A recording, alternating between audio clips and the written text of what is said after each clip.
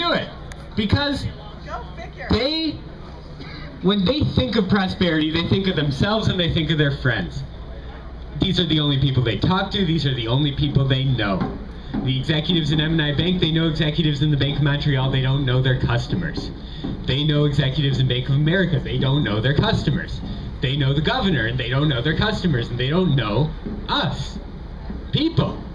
Americans who are from prosperity. And so the idea of mass prosperity is just something that they don't understand. They don't think that it's possible for there to be a thriving middle class in this country, for there to be a thriving working class in this country. Yeah, that's what it said. That's what it said. But it's Americans for prosperity for the few. Not prosperity for Americans. Not prosperity for Americans. It's Americans for prosperity for themselves. And that's what M&I Bank is about. That's what Bank of Montreal is about, which I'd like to thank Benjamin again for explaining. And remember this. Remember, because very soon they're going to change the name. Because even up there in Canada, they understand that M&I Bank is a poisonous name. That M&I Bank is too much trouble. That logo is too much trouble. That logo means that they're getting involved in the political fight over there in that Capitol building. It means that they're messing with the people of Wisconsin. That's not a fight they want to pick. So they're going to change the name. They're going to change the name to BMO Harris, right? They think they can trick us like that. They think that if they just take that down and put another sign up there, that we're not going to know who's responsible anymore. They think we don't have friends in Chicago who can be right up there at Harris Bank. They think we don't have friends in Toronto who can be right up there at their corporate headquarters. That's not how it works. They already have a presence internationally, but we're building one too. They already have a presence interstate, but we're building one too. And what I'd like to say to these guys, and what I'd like to say to the executives of Bank of Montreal, it's not worth it. M&I is poison. Get rid of it. Cut them loose. You don't need to give these guys a promotion. They think that if they buy M&I, that they get to buy Wisconsin. They think that this bank comes with a governor. No. No. No. No BMO. No.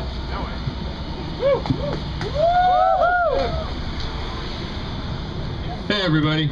Wisconsin is not for sale, am I right?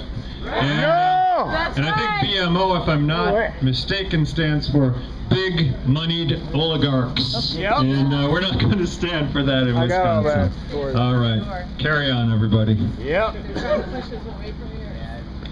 Am I the only one that misses having megaphones and PAs inside the Capitol? Yeah, I miss that.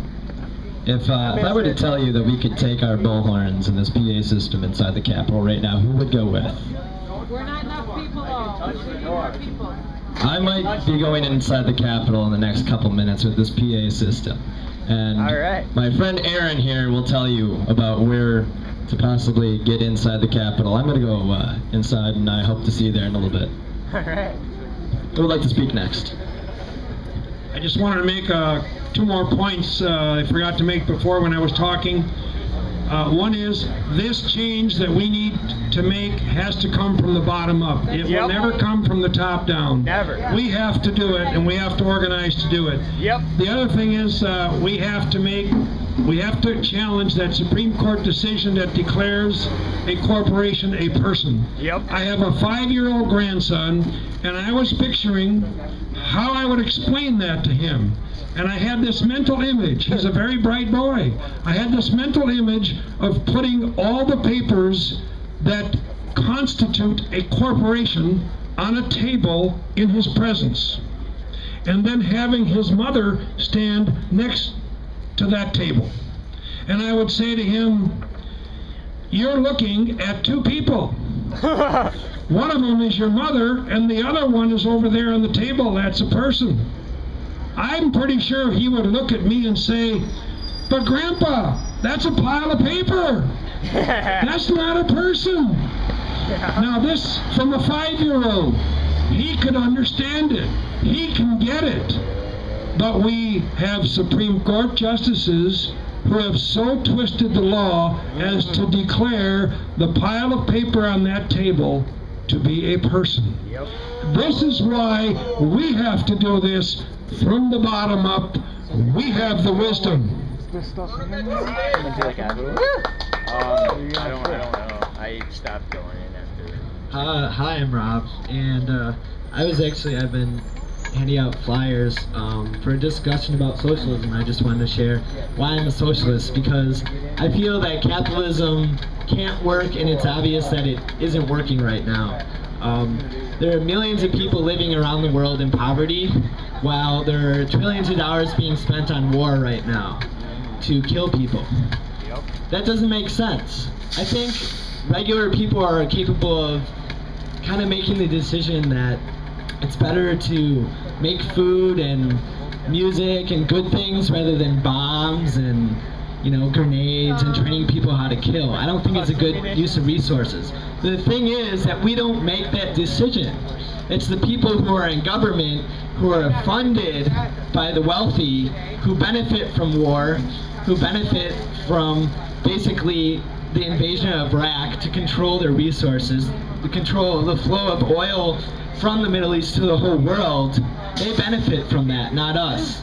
And so I think we should have the economy where decisions are made democratically, where the oil workers in Iraq who are right there decide, how do we use our resources, this oil?